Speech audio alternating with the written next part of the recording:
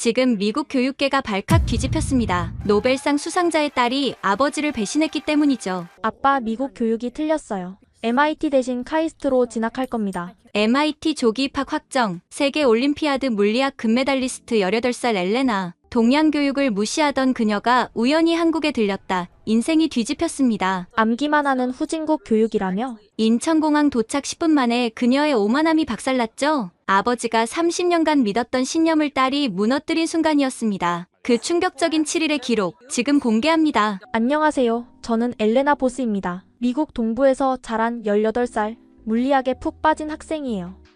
제 아버지는 노벨 물리학상을 받은 분이죠. 저도 양자역학대회에서 금메달을 따며 MIT 조기 입학을 확정지었어요. 제 세계는 완벽해 보였습니다. 미국 교육은 자유롭고 창의적이었죠. 학생이 원하는 수업을 고르고 토론으로 사고를 키우는 시스템이요. 반면 한국 교육은 암기만 강요하는 딱딱한 체계라고 믿었어요. 아시아 학교들은 시험 점수만 쫓는다던데. 전 늘 이렇게 생각했죠. 그런데 예상치 못한 일이 생겼어요. 미국에서 교육 위기가 터진 거예요. 전국 학력 평가 점수가 바닥을 쳤고 아시아 국가들과의 격차가 화제가 됐죠. 뉴스는 연일 한국과 싱가포르의 교육 시스템을 칭찬했어요. 교육부는 급기야 특별 프로그램을 만들었어요. 우수 학생들을 한국으로 보내 직접 체험하고 보고서를 쓰라는 거였죠. 솔직히 거부하고 싶었어요. 내가 왜 한국에 가야 해? 창의성 없는 곳에서 뭘 배우겠어? 하지만 아버지와 학교의 설득에 결국 짐을 쌌어요. 12명의 미국 학생 중 한 명으로 마지못해 인천공항에 내렸죠. 공항에 도착했을 때 머릿속은 여전히 회의적이었어요. 한국은 군대처럼 엄격할 거라고 상상했죠. 친구 세실리아가 속삭였어요. 여기 학교 아마 교복 입고 줄 서서 밥 먹겠지? 저도 고개를 끄덕였어요. 그래, 일주일만 버티고 보고서 써서 돌아가자. 그때까지만 해도 몰랐어요. 이 여정이 제 인생을 완전히 뒤바꿀 거라는 걸요. 첫날, 한국 학교 정문에 들어서며 여전히 의심 가득한 눈으로 둘러봤어요.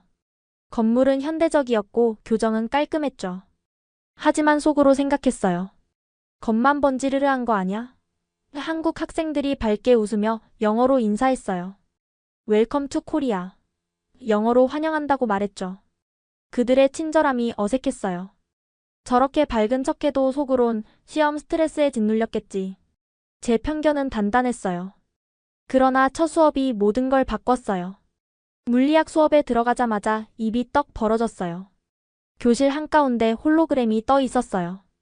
양자역학의 슈레딩거 방정식이 3D로 회전하며 펼쳐졌죠. 학생들은 태블릿을 들고 협력해서 문제를 풀고 있었어요.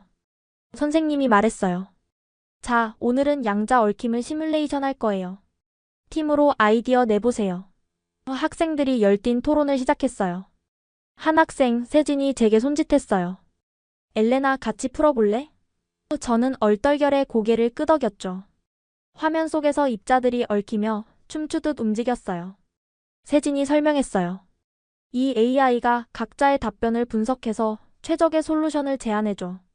제가 배운 건 교과서와 계산기 뿐이었는데 이건 완전히 다른 차원이었어요.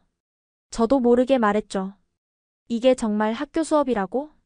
세진이 웃으며 답했어요. 당연하지. 우리 목표는 점수가 아니라 이해하는 거야. 그 순간 제 편견에 금이 갔어요. 한국 교육이 암기 중심이라고? 천만에요. 이건 제가 MIT에서도 보지 못한 혁신이었어요. 수업이 끝나고 세진이 물었어요. 엘레나, 어땠어? 저는 솔직히 말했어요. 충격적이었어. 근데 이게 특별한 수업인 거지. 매일 이런 건 아니지? 세진이 미소 지으며 말했어요. 내일 점심시간 와봐. 더 놀랄 거야. 그 말에 귀가 쫑긋했어요. 점심시간이 뭐가 특별하다는 거지? 이 학교엔 또 어떤 비밀이 숨어 있을까? 첫날 저녁 숙소로 돌아와 침대에 누웠어요.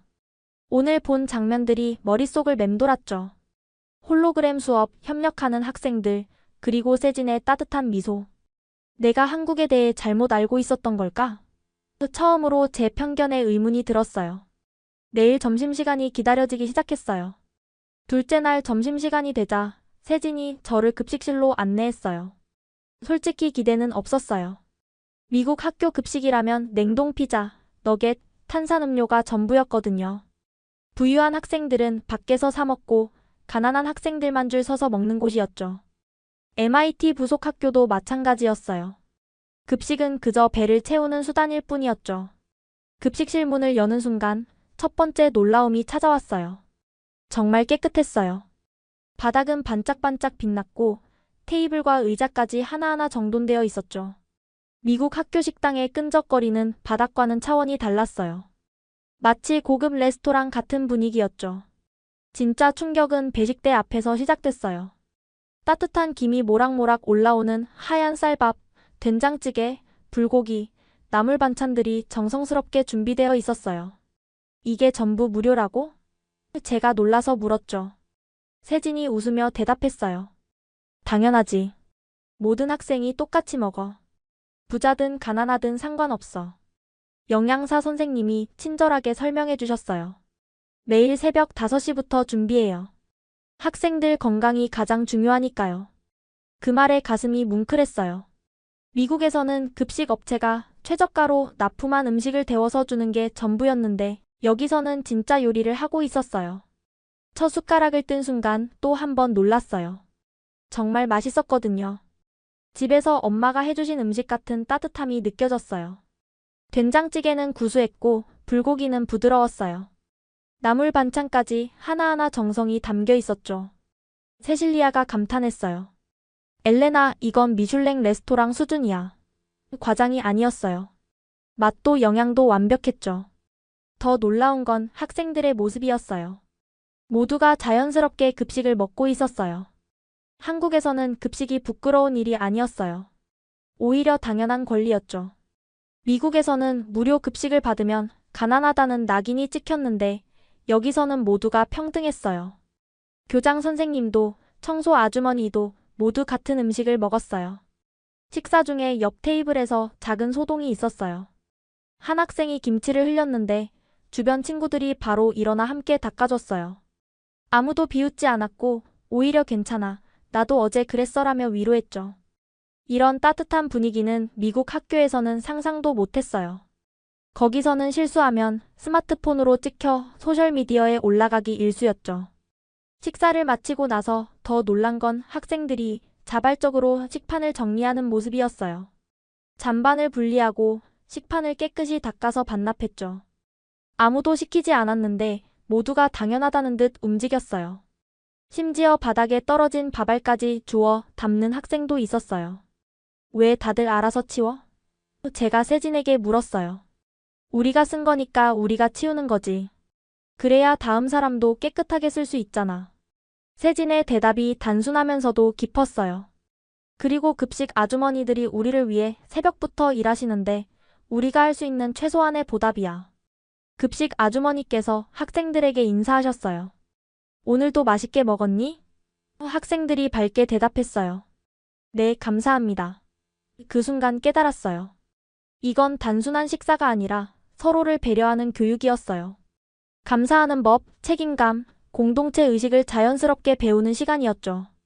세실리아가 속삭였어요. 엘레나, 이거 봤어? 저 구석에 혼자 먹는 학생한테 친구들이 다가가서 같이 먹자고 하네. 정말이었어요. 외톨이를 만들지 않으려는 학생들의 노력이 곳곳에서 보였죠. 한 학생이 다가가 말했어요. 혼자 먹으면 밥이 맛없잖아. 같이 먹자.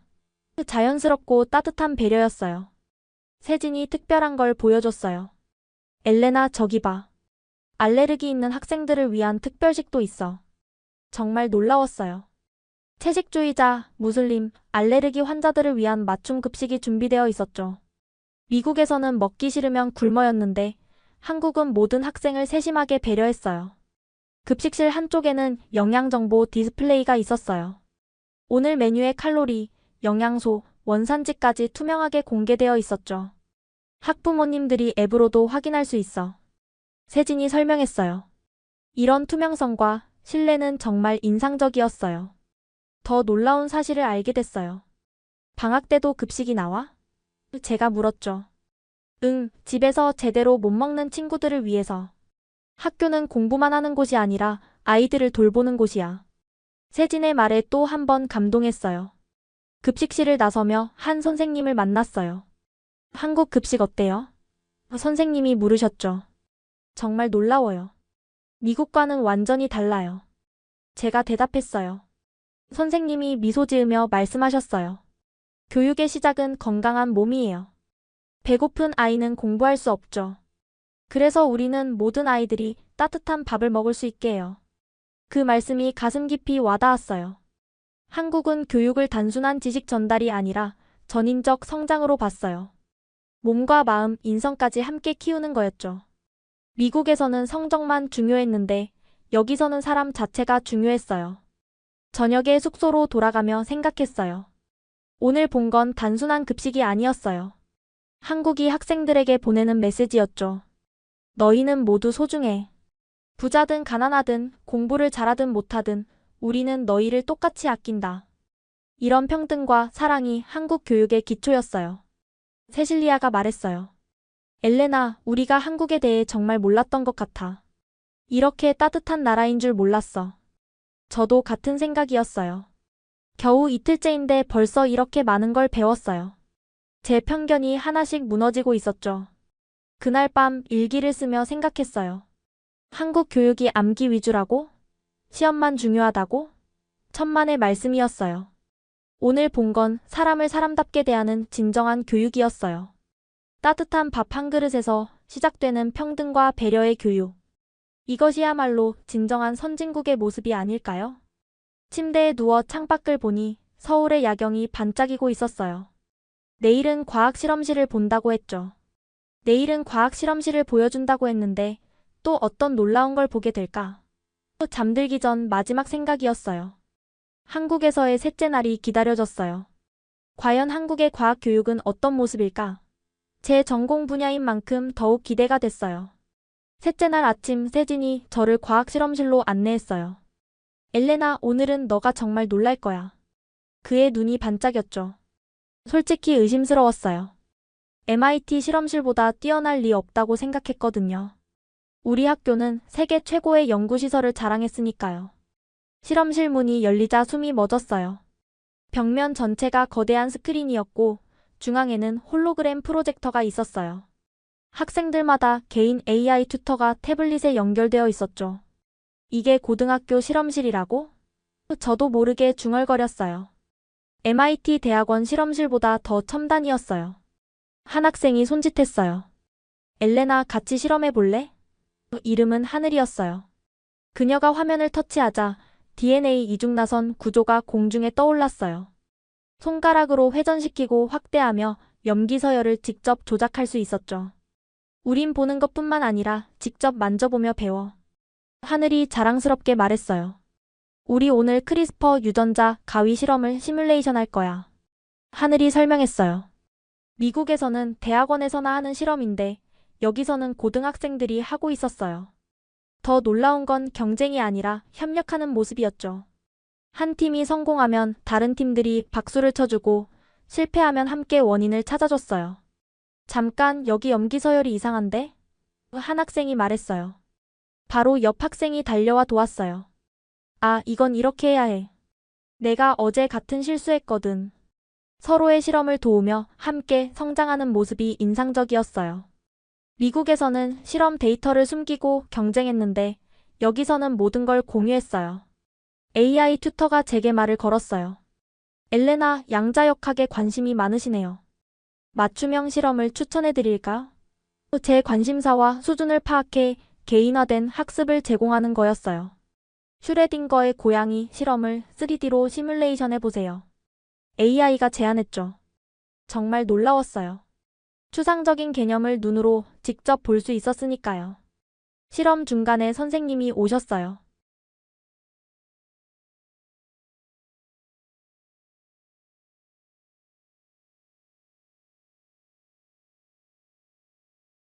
점심시간이 가까워지자 하늘이 놀라운 얘기를 했어요. 우리 방과 후에 노벨상 수상자들과 화상 멘토링이 있어. 너희 아버지도 가끔 강연하시던데? 제가 깜짝 놀랐어요. 정말? 아버지가 한국 학생들을 멘토링한다고? 믿기지 않았어요. 아버지는 미국 학생들에게도 시간을 잘 내지 않았거든요. 한국 정부가 세계 최고 과학자들과 연결해줘.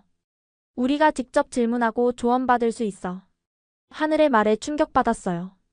미국에서는 노벨상 수상자를 만나려면 특별한 커넥션이 필요했는데 여기서는 모든 학생에게 기회가 열려 있었어요.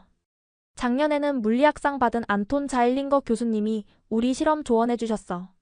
하늘이 자랑스럽게 말했어요. 실험실 한쪽에서는 로봇팔이 화학 실험을 하고 있었어요. 위험한 실험은 로봇이 대신해. 학생 안전이 최우선이야. 세진이 설명했죠. 미국에서는 학생들이 직접 위험한 화학물질을 다뤘는데 한국은 기술로 안전을 보장했어요. 실제로 지난해 미국 학교에서 실험 사고로 학생이 다쳤던 기억이 났어요. 더 놀라운 건 실패 박물관이었어요. 실험실 한쪽 벽에 학생들의 실패한 실험 결과가 자랑스럽게 전시되어 있었죠. 실패도 배움이야 라는 문구가 크게 적혀 있었어요. 각 실패 사례마다 무엇을 배웠는지, 어떻게 개선했는지 상세히 기록되어 있었어요. 미국에서는 실패하면 낙오자가 되는데 제가 중얼거렸어요. 하늘이 웃으며 말했어요. 여기서는 실패를 숨기지 않아. 오히려 공유해서 다른 사람이 같은 실수를 반복하지 않도록 도와. 토마스 에디슨도 전구 발명하기 전에 1000번 실패했잖아. 한 학생이 자신의 실패 경험을 발표하고 있었어요. 제가 이 실험에서 실패한 이유는 온도 조절을 놓쳤기 때문이에요. 다른 학생들이 진지하게 듣고 조언을 해줬죠. 다음엔 온도 센서를 2개 설치해봐. 냉각 시간을 늘려보는 건 어때?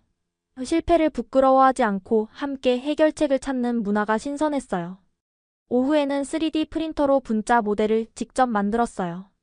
화면 속 가상 분자를 실제로 만져볼 수 있게 된 거죠. 이론과 실습의 완벽한 결합이야. 세진이 자랑스럽게 말했어요. 제가 설계한 단백질 구조가 3D 프린터에서 실제 모형으로 나오는 걸 보니 정말 신기했어요. 실험실 곳곳에는 학생들의 연구 포스터가 붙어 있었어요. 플라스틱 분해, 박테리아 연구, 태양전지 효율 개선 프로젝트, 알츠하이머, 조기 진단, AI 개발 같은 진짜 연구들이었어요. 이게 정말 고등학생들이 한 거야? 제가 놀라서 물었죠. 당연하지. 우리도 과학자야. 나이는 숫자일 뿐이잖아. 하늘이 당당하게 말했어요.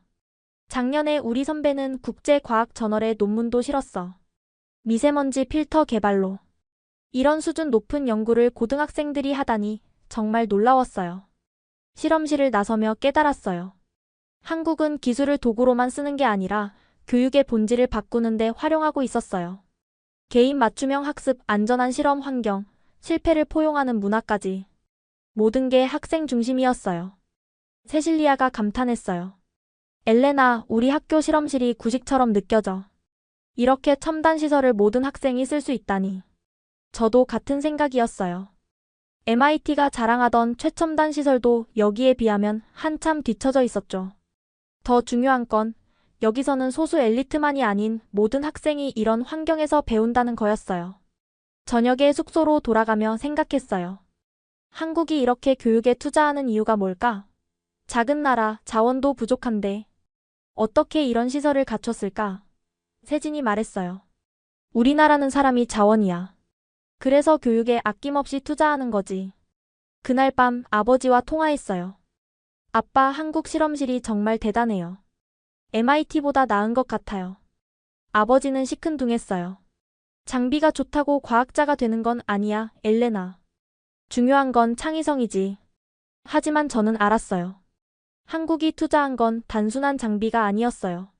학생들의 미래, 그들의 꿈과 가능성에 투자한 거였죠. 실패를 두려워하지 않고 도전할 수 있는 환경, 서로 돕고 함께 성장하는 문화. 이것이야말로 진정한 창의성의 토대가 아닐까요? 일기장에 마지막 문장을 썼어요. 내일은 문화축제를 보여준다고 했어. 과학만 잘하는 게 아니라 문화도 풍부하다는 걸 보여주고 싶대. 세진의 말이 떠올랐어요. 과연 한국의 문화는 어떤 모습일까? 넷째 날이 기다려졌어요. 넷째 날 학교 전체가 들썩였어요. 문화축제가 열리는 날이었죠. 엘레나, 오늘은 공부 말고 우리 문화를 보여줄게. 세진이 신나게 말했어요. 솔직히 별로 기대하지 않았어요. 과학은 인정하지만 문화는 케이팝과 드라마뿐일 거라고 생각했거든요. 교정에 들어서자 입이 떡 벌어졌어요. 전통 한복을 입은 학생들이 있는가 하면 첨단 AR 기기를 착용한 학생들도 있었어요. 과거와 미래가 한 공간에 공존하는 신기한 광경이었죠. 이게 뭐야? 제가 놀라서 물었어요. 하늘이 설명했어요. 전통과 현대를 융합한 퍼포먼스야. 봐, 저 학생들이 부채춤을 추는데 AR 글래스를 쓴 관객들은 용이 춤추는 걸 볼 수 있어. 정말이었어요. 전통 춤 위에 디지털 아트가 겹쳐져 환상적인 장면을 만들어냈죠. 한 부스에서는 학생들이 한글 캘리그라피를 가르치고 있었어요.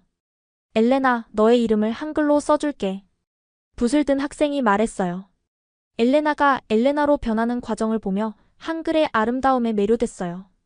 한글은 세계에서 가장 과학적인 문자야.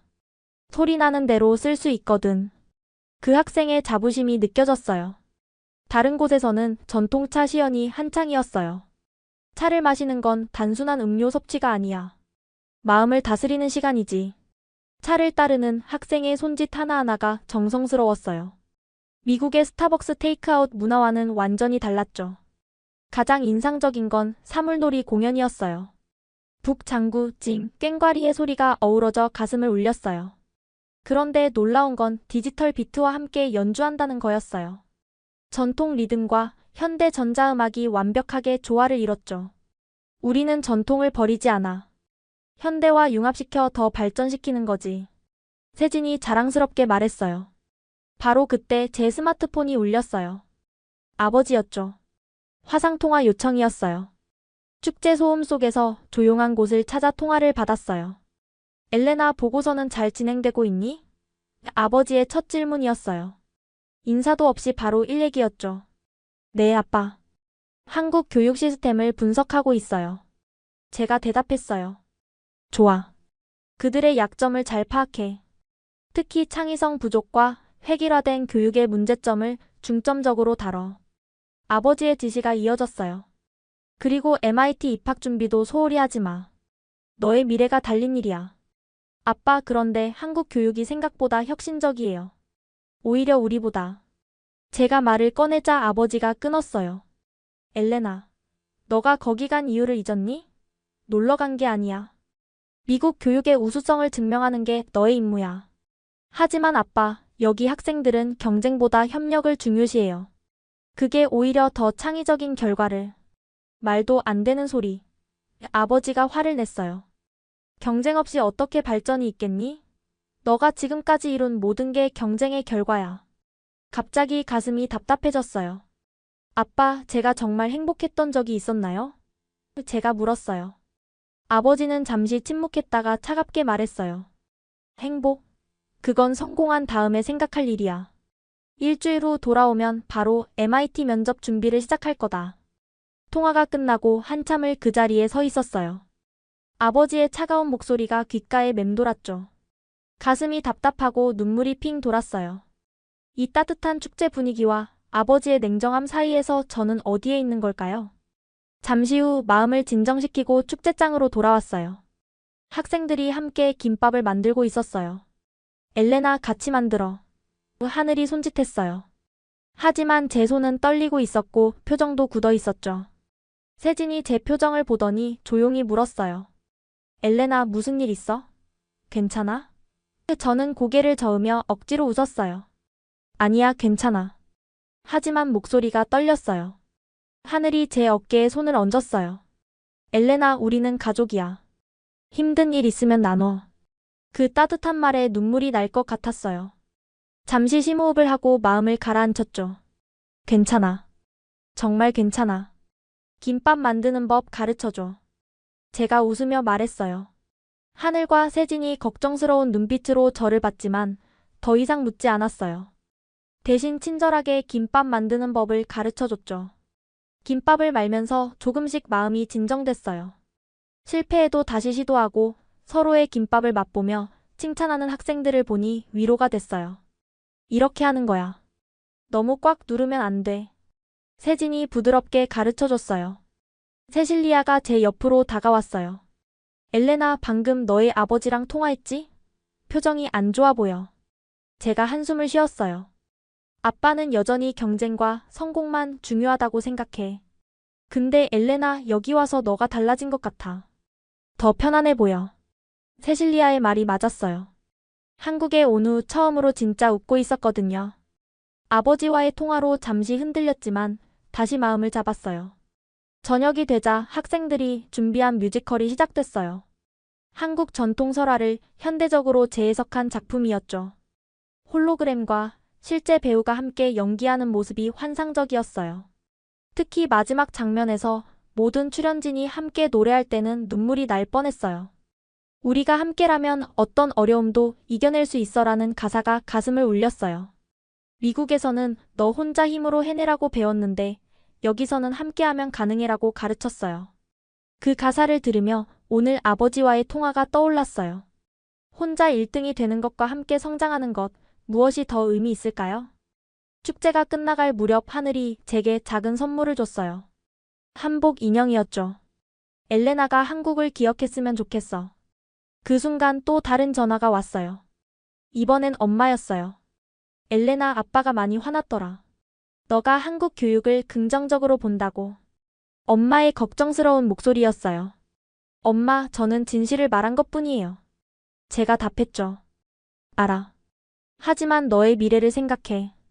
MIT 그리고 아빠의 기대. 엄마의 말을 들으며 갈등이 깊어졌어요.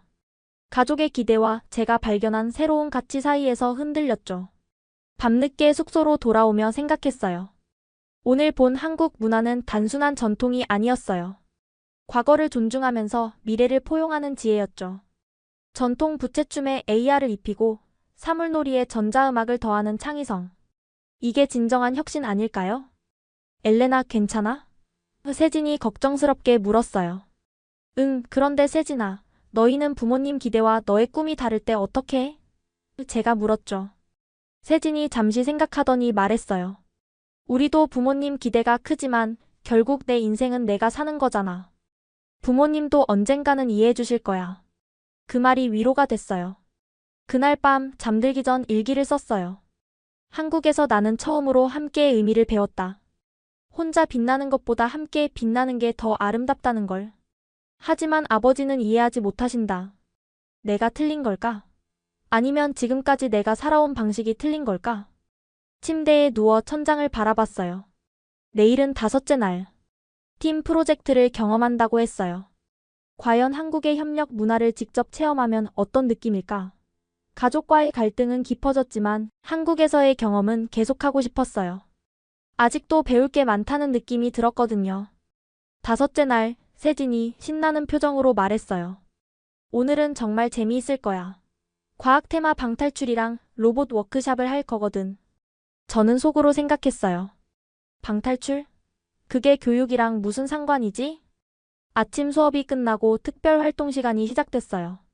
오늘은 학교에서 운영하는 특별 프로그램이야. 창의성과 협력을 동시에 배울 수 있는 활동이지. 선생님이 설명하셨어요. 학교 건물 지하에 특별히 만들어진 교육용 방탈출 공간이 있다는 거였어요. 첫 번째 목적지는 학교 특별 활동실이었어요. 그런데 평범한 방탈출이 아니었어요. 퀀텀 랩 탈출이라는 이름부터 특별했죠. 이건 물리학 전공 대학생들이 교육 목적으로 만든 거야. 진짜 과학 지식이 필요해. 하늘이 설명했어요. 6명이 한 팀이 되어 들어갔어요. 방 안은 실험실처럼 꾸며져 있었고 벽면에는 복잡한 방정식들이 가득했어요. 60분 안에 양자 전송 장치를 작동시켜 탈출해야 합니다. 안내 음성이 들렸죠. 처음엔 각자 따로 단서를 찾았어요. 저는 슈레딩거 방정식을, 세진은 하이젠베르크 불확정성 원리를, 하늘은 양자 얽힘 관련 퍼즐을 풀었죠. 하지만 10분이 지나도 진전이 없었어요. 잠깐, 이거 혼자서는 못 풀어. 세실리아가 깨달았어요. 각자 푼 퍼즐을 합쳐야 다음 단계로 갈 수 있어. 정말이었어요. 6개의 퍼즐 조각이 합쳐져야 하나의 암호가 완성되는 구조였죠. 엘레나, 너가 푼 방정식의 해가 뭐야?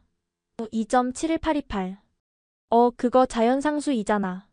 내 퍼즐 답은 3.141559. 파이네. 우리는 서로의 답을 공유하며 패턴을 찾기 시작했어요. 수학 상수들이 특정 순서로 배열되면 다음 방으로 가는 문이 열리는 구조였어요. 두 번째 방은 더 어려웠어요. 레이저 미로를 통과해야 했는데 한 사람이 거울 각도를 조절하고 다른 사람이 프리즘을 움직이고 또 다른 사람이 타이밍을 맞춰야 했어요. 하나, 둘, 셋. 우리는 손발을 맞춰가며 레이저를 목표 지점에 도달시켰어요. 이거 진짜 팀워크 없으면 불가능하네. 제가 감탄했어요. 미국에서는 항상 혼자 문제를 해결해야 한다고 배웠는데 여기서는 협력이 필수였어요. 마지막 방에서는 가장 어려운 과제가 기다리고 있었어요. 화학실험 시뮬레이션이었죠. 정확한 비율로 용액을 섞어야 해. 한 사람이 계산하고, 한 사람이 측정하고, 한 사람이 혼합해야 해. 하늘이 지휘했어요. 시간이 촉박했어요.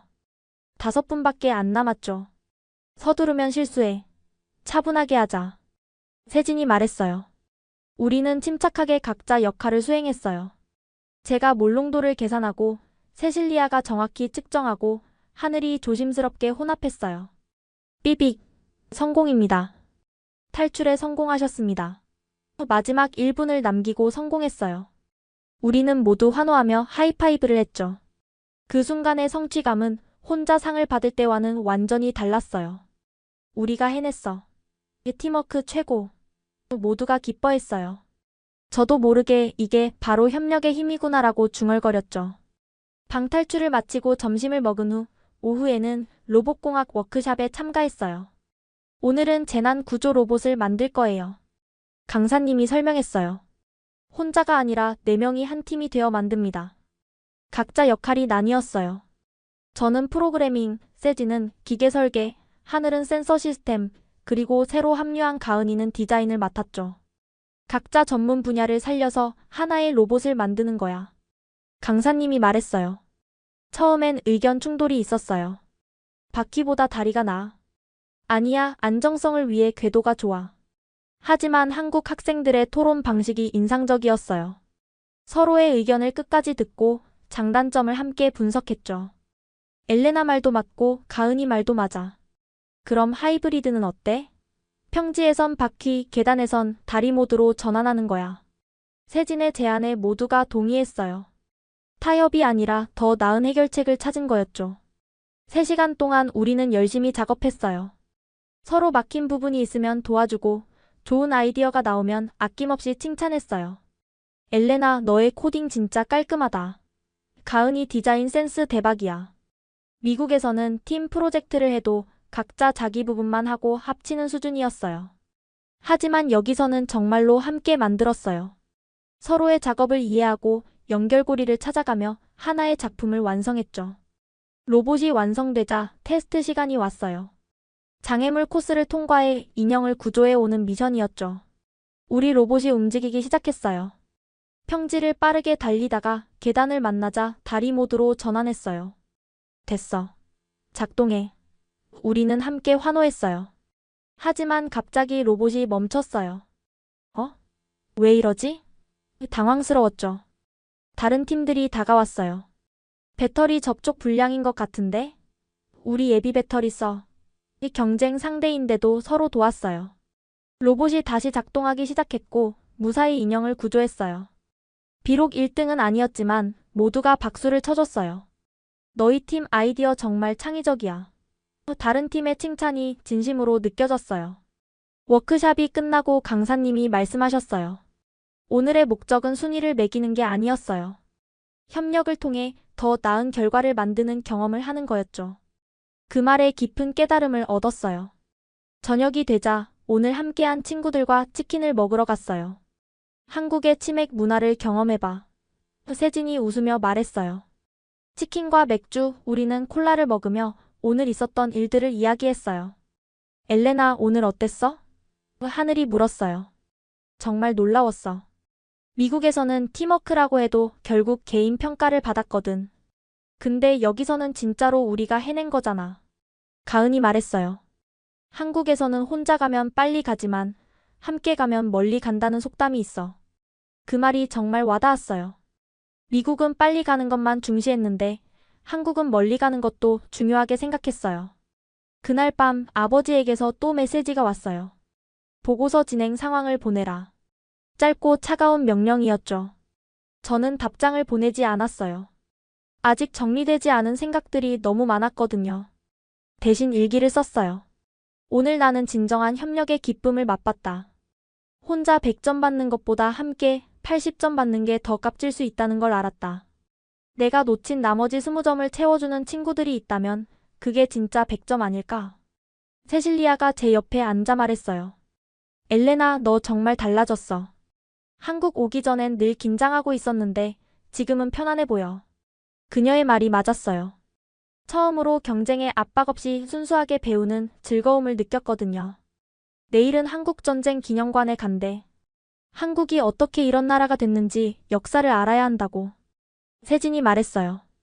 역사라. 과연 한국의 과거에는 어떤 이야기가 숨어 있을까?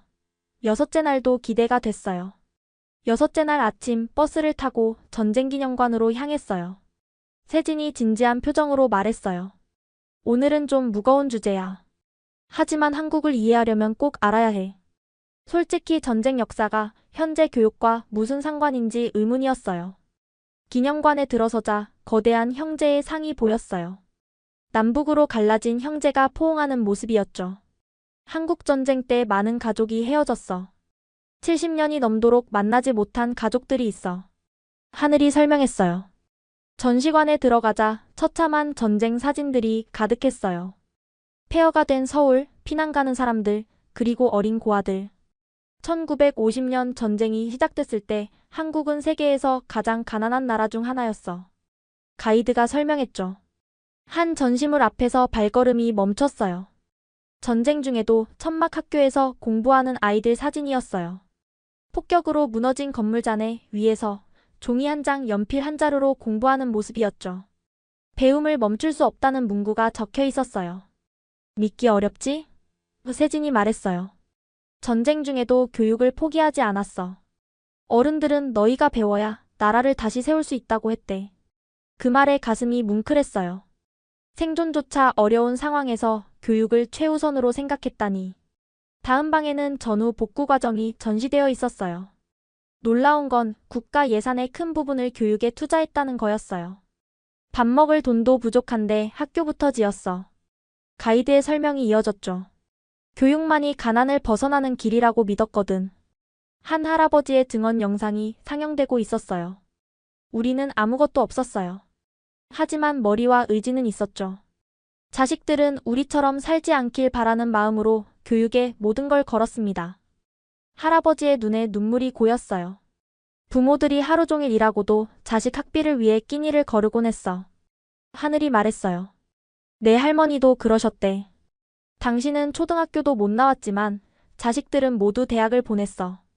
전시관 한쪽에는 60년대 교실이 재현되어 있었어요.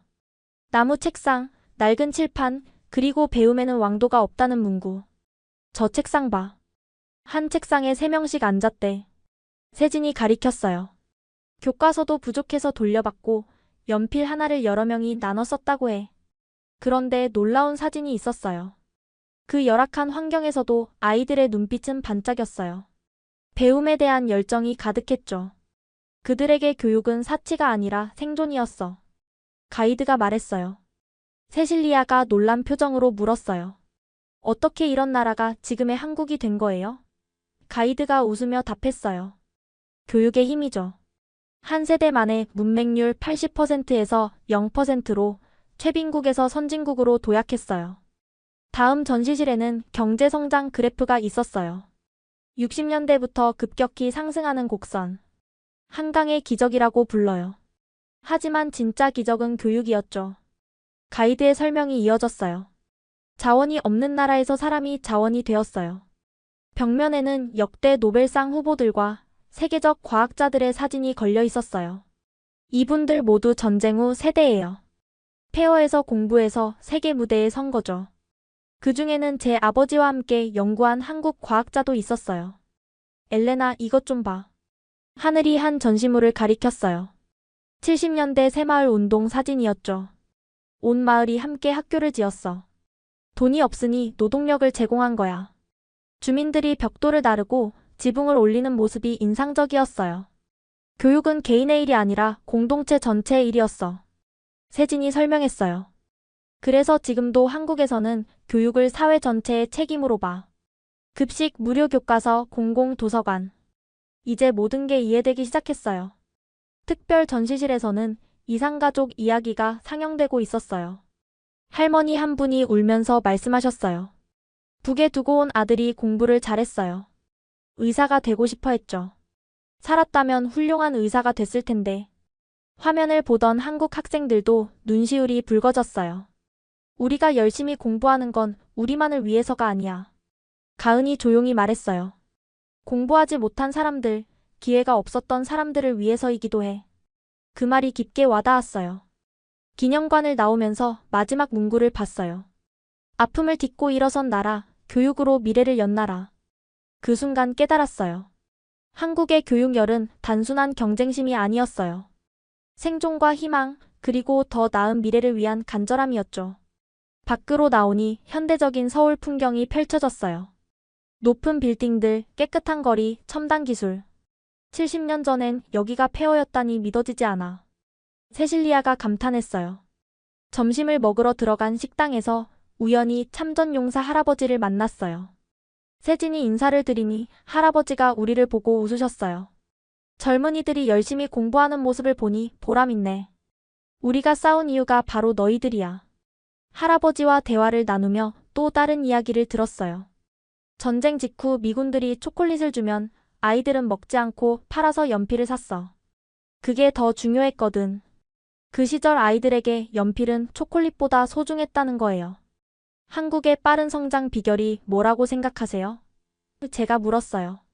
할아버지가 잠시 생각하시더니 답하셨어요. 교육 그리고 함께라는 정신이지. 혼자만 잘 살겠다고 했으면 불가능했어. 다 같이 잘 살자고 했기에 가능했지. 식당을 나와 학교로 돌아가는 길에 생각이 많아졌어요. 미국은 이미 부유한 나라에서 시작했지만 한국은 무에서 유를 창조했어요.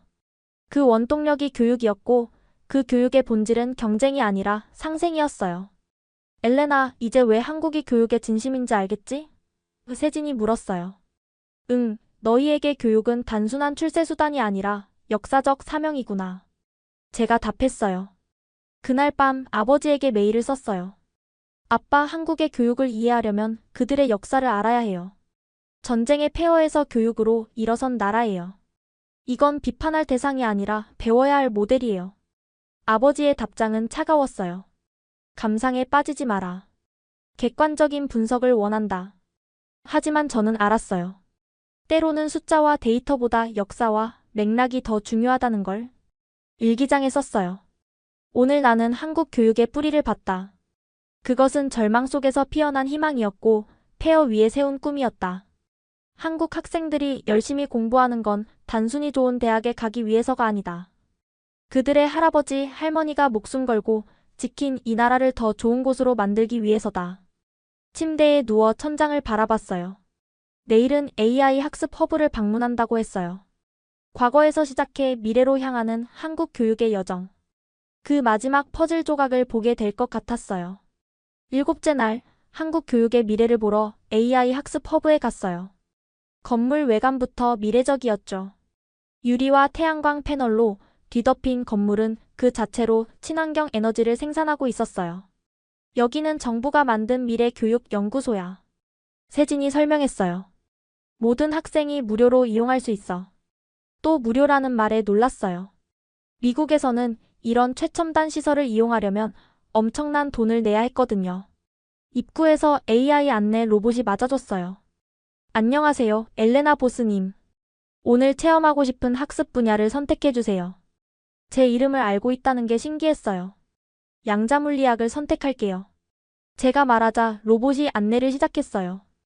첫 번째 방은 개인 맞춤형 학습실이었어요. 의자에 앉아 AI가 제 학습 스타일을 분석하기 시작했어요. 엘레나님은 시각적 학습자시네요. 수직보다 그래프와 시뮬레이션을 선호하시는군요. 정확한 분석이었어요. 화면에 제 수준에 맞는 양자역학 문제가 나타났어요. 너무 쉽지도 너무 어렵지도 않은 적절한 난이도였죠. 문제를 풀 때마다 AI가 실시간으로 난이도를 조절했어요. 틀려도 괜찮아요. 실수해서 배우는 거니까요. AI의 격려가 따뜻했어요. 놀라운 건 AI가 제 표정과 뇌파까지 분석한다는 거였어요. 지금 집중도가 떨어지고 있네요. 5분간 휴식하시겠어요? 정말 제가 지루함을 느끼기 시작한 타이밍이었어요. 미국의 일방적인 교육과는 차원이 달랐죠. 이 시스템의 핵심은 개인화예요. 연구원이 설명했어요. 모든 학생은 다른 속도로 배우죠. AI는 각자에게 최적화된 학습 경로를 제공해요. 빠른 학생은 더 빠르게, 느린 학생은 충분한 시간을 갖고 배울 수 있었어요. 다음 방은 협력학습실이었어요. 전 세계 학생들과 실시간으로 연결되어 함께 프로젝트를 진행할 수 있었죠. 지금 독일, 브라질, 케냐 학생들과 기후변화 프로젝트를 하고 있어. 하늘이 보여줬어요. 홀로그램으로 각국 학생들이 나타났어요.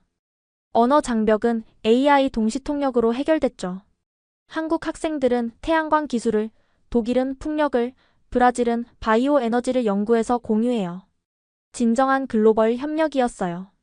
경쟁이 아니라 협력으로 인류 문제를 해결하는 거야. 가은이 자랑스럽게 말했어요. 지난해 우리 팀이 개발한 정수 필터 디자인이 실제로 아프리카에서 사용되고 있어. 학생들의 아이디어가 실제 세상을 바꾸고 있었어요. 가장 인상적인 건 감정 케어 시스템이었어요. 학습만큼 중요한 게 정서적 안정이에요. 연구원이 설명했어요.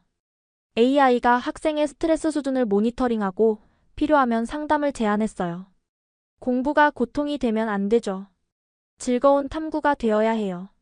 한 학생이 수학 문제로 좌절하고 있었어요. AI가 부드럽게 말했어요. 잠시 심호흡해 볼까요? 이 문제는 단계별로 접근하면 충분히 풀 수 있어요. 그리고 문제를 작은 단위로 나눠서 설명했죠. 학생의 표정이 밝아졌어요. 미국에서는 못하면 낙오자가 되는데 제가 중얼거렸어요. 연구원이 들었는지 말했어요. 여기서는 못하는 학생이 없어요. 다만 각자의 속도가 다를 뿐이죠. 모든 아이는 재능이 있어요. 그걸 발견하고 키워주는 게 교육의 역할이에요. VR 체험실에서는 역사 속으로 시간여행을 할 수 있었어요. 조선시대 과거 시험장, 일제강점기 독립운동 현장, 그리고 미래 화성 기지까지. 체험하면서 배우면 절대 잊지 않아. 세진이 말했어요. 놀라운 통계를 봤어요. 이 시스템으로 학습한 학생들의 성취도가 40% 향상됐고, 더 중요한 건 학습 흥미도가 80% 올랐다는 거예요. 점수보다 중요한 건 배움의 즐거움이에요. 연구원의 말이 인상적이었어요.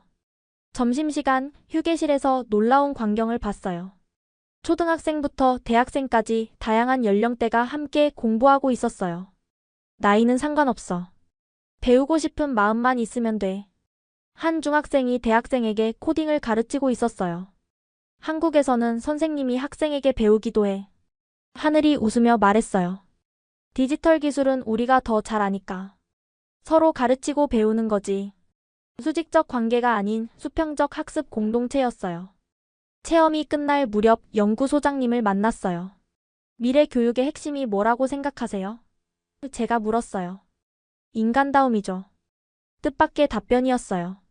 AI가 발달할수록 더 중요한 건 공감, 협력, 창의성 같은 인간 고유의 능력이에요. 그래서 우리는 기술을 목적이 아닌 도구로 사용해요. 소장님이 계속 말씀하셨어요. AI는 학생들이 더 인간답게 성장할 수 있도록 돕는 조력자일 뿐이에요. 이 철학이 한국 교육의 핵심이었어요. 마지막으로 미래 교실을 체험했어요. 교실 벽이 사라지고 우주가 펼쳐졌어요. 상상력에는 한계가 없어야 해. 세진이 말했어요. 우리는 목성의 위성을 탐험하며 과학을 배웠어요. 교과서 속 딱딱한 지식이 살아있는 경험이 됐죠. 이런 환경에서 자란 아이들은 어떤 어른이 될까? 세실리아가 감탄했어요. 아마 우리보다 훨씬 창의적이고 협력적이겠지. 제가 답했어요. 그리고 깨달았어요. 한국은 미래를 준비하는 게 아니라 이미 미래를 살고 있다고. 허브를 나서며 생각했어요. 미국은 개인의 우수성을 강조했지만 한국은 모두의 성장을 추구했어요. 어느 쪽이 진정한 발전일까? 답은 이미 명확했어요. 그날 저녁 숙소로 돌아와 생각에 잠겼어요. 내일은 8째 날. 비무장지대에 간다고 했어요. 분단의 현장에서 한국이 꿈꾸는 미래를 볼 수 있을까? 그리고 나는 이 모든 경험을 어떻게 정리해야 할까? 일기장에 썼어요. 일주일 동안 본 한국은 제가 상상했던 것과 완전히 달랐다. 암기식 교육, 창의성 없는 시스템, 모두 편견이었다. 한국은 과거의 아픔을 딛고 미래를 향해 나아가는 나라였다. 그리고 그 중심에는 교육이 있었다. 8째 날 아침 버스를 타고 비무장지대로 향했어요. 세진이 진지한 표정으로 말했어요. 오늘은 좀 무거운 주제야. 하지만 한국을 완전히 이해하려면 꼭 봐야 해. 창밖으로 철조망이 늘어선 길이 계속됐죠. 여기서부터는 민간인 통제구역이야. 세진이 설명했어요. 평화로워 보이는 논밭 사이로 군인들이 보였어요. 분단의 현실이 눈앞에 펼쳐졌죠. 임진각 평화공원에 도착했어요. 비무장지대 전체를 돌기는 어렵지만 여기서 분단의 의미를 느낄 수 있어. 하늘이 설명했어요. 공원 입구에는 자유의 다리가 보였어요. 전망대에 올라서자 북한 방향이 보였어요. 망원경으로 보니 저 멀리 산과 들판이 펼쳐져 있었죠. 저 너머에도 사람들이 살아가고 있어. 같은 언어를 쓰고 같은 역사를 가진 우리 민족이지. 하늘이 조용히 말했어요. 한 전시관에서 분단의 역사를 봤어요. 한 가족이 38선을 경계로 남북으로 갈라진 사연, 70년 넘게 생사도 모른 채 기다리는 이상가족들. 몇 년 전 이상가족 상봉 때 80대 할머니가 북에 있는 아들을 60년 만에 만났어. 가이드가 설명했어요. 한 할아버지의 인터뷰 영상이 가슴을 울렸어요. 북에 두고 온 딸이 의사가 되고 싶어 했어요. 똑똑한 아이였는데, 공부시켜주고 싶었는데, 할아버지의 눈물에 저도 눈시울이 붉어졌어요. 교육의 기회조차 빼앗긴 아픔이 느껴졌어요. 이런 아픔 속에서 어떻게 희망을 가질 수 있어? 세실리아가 물었어요. 세진이 답했어요. 포기하면 정말 끝이잖아. 우리가 더 열심히 공부하고 발전하면 언젠가 통일됐을 때 북한 동포들과 함께 나눌 수 있을 거야. 평화공원을 걸으며 세계 각국에서 보낸 평화의 메시지를 봤어요. 베를린 장벽 조각, 히로시마의 평화종, 각국의 평화기원 돌들이 있었어요. 분단의 아픔을 평화의 상징으로 바꾸려는 노력이 보였죠. 한국 사람들은 왜 이렇게 교육에 열심일까? 이제 알겠어? 세진이 물었어요. 전쟁으로 모든 걸 잃었지만 지식은 빼앗을 수 없었거든. 그래서 교육을 통해 다시 일어섰고 교육이 우리의 무기가 됐어. 전망대 한쪽에는 통일을 기원하는 리본들이 가득했어요. 우리 가족이 만날 그날까지 함께 공부하고 싶어. 같은 하늘 아래서 웃을 수 있기를 하나하나가 간절한 소망이었어요. 저도 리본에 메시지를 썼어요. 교육으로 하나 되는 한반도를 꿈꾸며. 엘레나 보스. 리본을 매는 순간 이상하게 눈물이 났어요. 분단의 아픔이 남의 일이 아닌 것처럼 느껴졌어요. 한 전시물 앞에서 발길이 멈췄어요. 남북 공동 교과서 프로젝트였어요. 언젠가 남북 학생들이 같은 교과서로 공부할 날을 준비하고 있어. 하늘이 설명했어요. 역사 해석은 다르지만 과학과 수학은 같잖아. 거기서부터 시작하는 거야. 이게 바로 교육의 힘이구나. 제가 깨달았어요. 총과 미사일이 아니라 책과 지식으로 평화를 만드는 거네. 세진이 고개를 끄덕였어요. 맞아. 우리가 더 발전하고 개방적이 되면 통일도 가까워질 거야. 점심을 먹으러 들어간 식당에서 우연히 참전용사 할아버지를 또 만났어요. 젊은 친구들이 여기까지 왔구나. 고마워. 할아버지가 우리를 보고 웃으셨어요. 할아버지, 통일이 정말 가능할까요? 제가 물었어요. 할아버지가 잠시 생각하시더니 답하셨어요. 가능하지. 너희들이 열심히 공부하고 준비하면 교육받은 세대가 이뤄낼 거야. 버스로 돌아오는 길 모두가 조용했어요. 무거운 역사의 무게를 느꼈기 때문이었죠. 그때 세진이 말했어요. 우리가 공부하는 이유를 이제 알겠지? 단순히 좋은 직업을 갖기 위해서가 아니야. 더 나은 미래를 만들기 위해서야. 통일이 되면 북한 학생들에게 우리가 배운 걸 나눠줄 거야. 하늘이 말했어요. 그들도 우리처럼 꿈을 가질 권리가 있으니까. 이런 마음이 한국 교육의 진짜 동력이었어요. 나눔과 공존의 정신. 서울로 돌아오며 창밖을 봤어요. 높은 빌딩들, 깨끗한 거리, 첨단 기술. 분단 국가라고는 믿기 어려운 발전상이었죠. 이 모든 게 교육의 힘이야. 세진이 말했어요. 우리는 분단을 극복하는 방법으로 교육을 선택했어. 그날 밤 숙소에서 결심을 굳혔어요. 한국에서 배운 것들을 제대로 정리해야겠다고. 이곳에서 본 건 단순한 교육 시스템이 아니었어요. 아픔을 희망으로 바꾸는 법, 경쟁보다 협력의 가치, 그리고 교육의 진정한 의미였어요. 아버지에게 메일을 썼어요. 아빠, 저는 한국에서 많은 걸 배웠어요. 여기서 진정한 교육이 무엇인지 깨달았어요. 1등이 되는 것보다 함께 성장하는 게 더 중요하다는 걸 알았어요. 보고서를 잘 써서 이 경험을 미국에도 전하고 싶어요. 내일은 마지막 날. 송별회가 있다고 했어요. 일주일간의 여정을 어떻게 마무리해야 할까? 한 가지는 확실했어요. 한국에서 보낸 이 시간이 제 인생을 완전히 바꿨다는 것. 9째 날, 송별회장인 학교 강당은 따뜻한 분위기로 가득했어요. 한국 학생들이 정성껏 준비한 현수막이 걸려 있었죠. 함께한 시간을 영원히 기억할게요 라는 문구가 가슴을 울렸어요. 세진이 먼저 나와 인사했어요. 엘레나와 함께한 일주일은 우리에게도 특별했어. 너희를 통해 우리도 많이 배웠거든. 그 진심이 느껴졌어요. 단순한 인사말이 아니었죠. 하늘이 깜짝 선물을 줬어요. 우리가 함께 찍은 사진들로 만든 앨범이었죠. 첫날 어색했던 모습부터 어제 임진각에서 함께 평화를 기원하던 모습까지. 이 앨범 제목은 시작이야. 우리 우정의 시작이니까. 하늘의 말에 눈물이 핑 돌았어요. 학생들이 준비한 공연이 시작됐어요. 전통춤과 케이팝을 융합한 퍼포먼스, 그리고 마지막엔 YOUV 가트. 어프렌드를 한국어와 영어로 함께 불렀어요. 너는 혼자가 아니야 라고 영어로 노래한다는 가사가 마음 깊이 와닿았죠. 제 차례가 됐어요. 무대에 서니 다리가 떨렸어요. 심호흡을 하고 말을 시작했죠. 일주일 전, 저는 편견으로 가득 찬 오만한 학생이었어요. 한국 교육을 비판하러 왔죠. 하지만 여러분이 제 인생을 바꿨어요. 저는 경쟁이 전부인 줄 알았어요. 1등만이 가치 있다고 믿었죠. 하지만 여기서 배웠어요.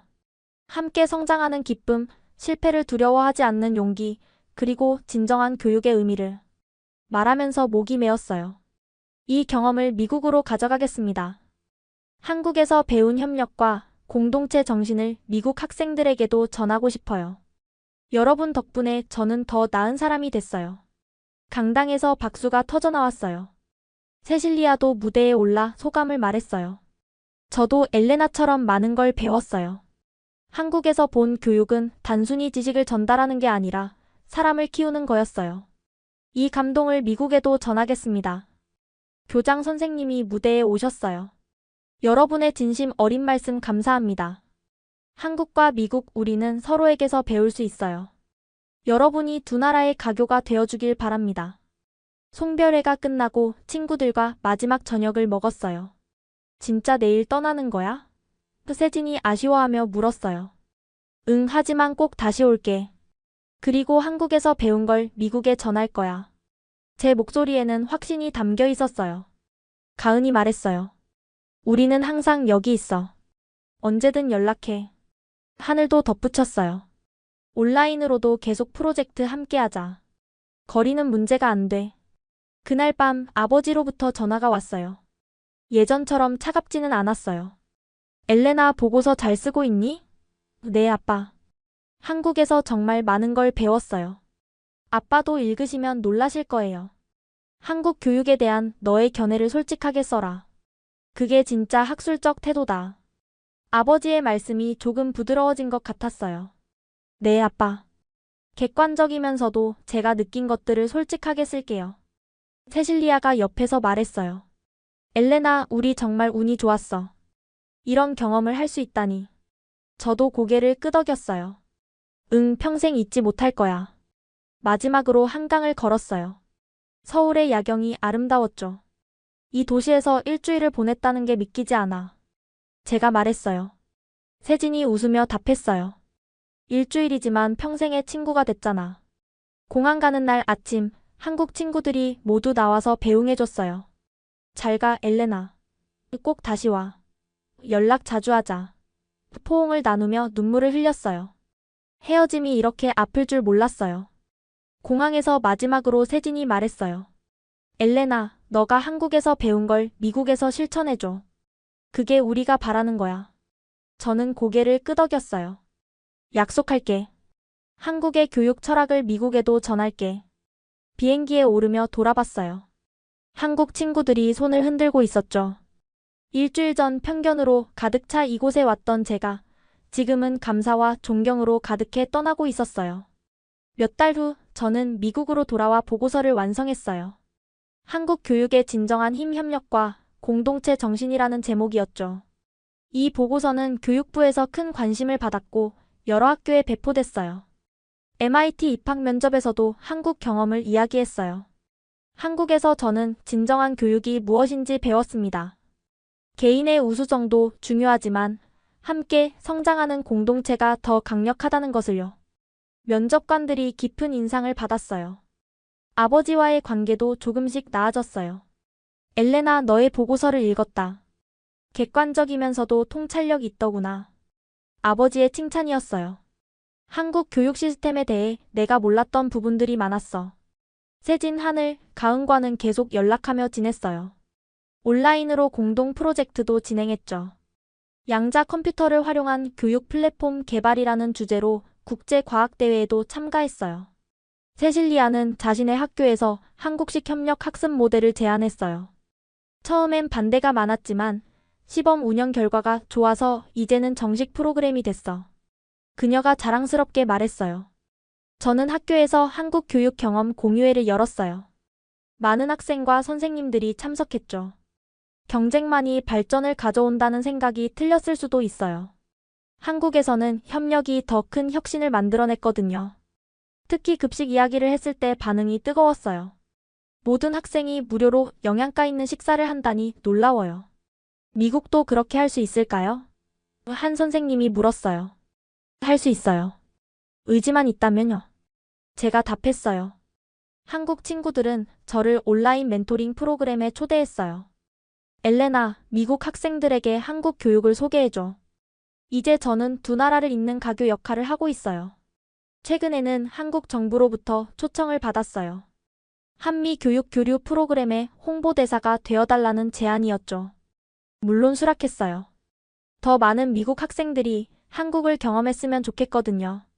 가장 보람 있는 건 제 주변 사람들이 변화하는 모습이었어요. 엘레나 덕분에 경쟁보다 협력의 가치를 알게 됐어.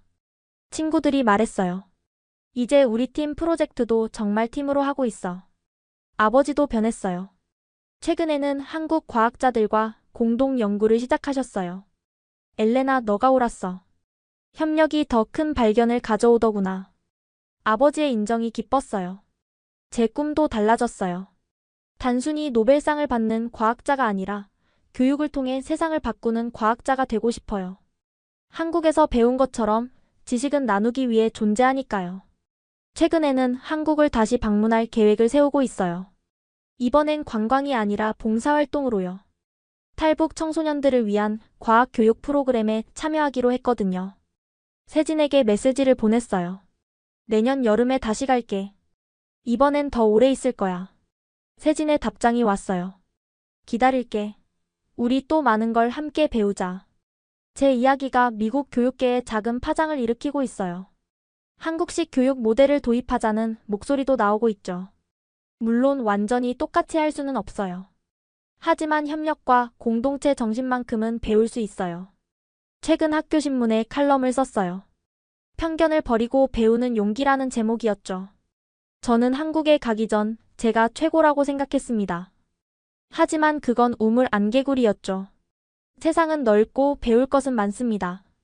이제 저는 확신해요. 진정한 교육은 경쟁이 아니라 협력에서 나온다는 것을. 1등보다 함께 성장하는 것이 더 가치 있다는 것을. 그리고 이 진리를 더 많은 사람들에게 전하고 싶어요. 한국에서의 일주일은 제 인생의 터닝포인트였어요. 그 경험이 저를 더 나은 사람으로 만들었죠. 이제 제 차례예요.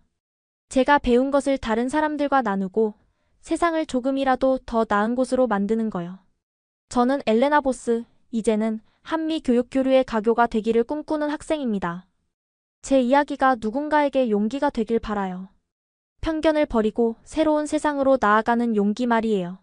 지금까지 엘레나 보스의 특별한 이야기 어떠셨나요? 노벨상 수상자의 딸이 한국에서 인생의 전환점을 맞이한 이유, 이제 이해가 되시나요? 한국 교육의 진정한 힘은 시설이나 기술이 아니었습니다. 사람을 사람답게 대하는 철학, 함께 성장하는 문화, 그리고 미래를 향한 희망이었죠. 전쟁의 폐허에서 교육으로 일어선 나라, 그것이 바로 대한민국입니다. 여러분, 이 감동적인 이야기가 더 많은 사람들에게 전해지길 원하신다면 공유 부탁드립니다. 특히 교육의 진정한 가치를 찾는 분들, 한국의 저력을 세계에 알리고 싶은 분들께 이 영상을 공유해주세요. 우리 교육의 우수성을 널리 알려 더 많은 엘레나 같은 인재들이 한국을 선택할 수 있도록요. 구독과 좋아요도 잊지 마세요. 여러분의 응원이 더 많은 감동 스토리를 전하는 힘이 됩니다. 댓글로 여러분의 생각도 들려주세요. 지금까지 원더풀의 사연이었습니다. 감사합니다.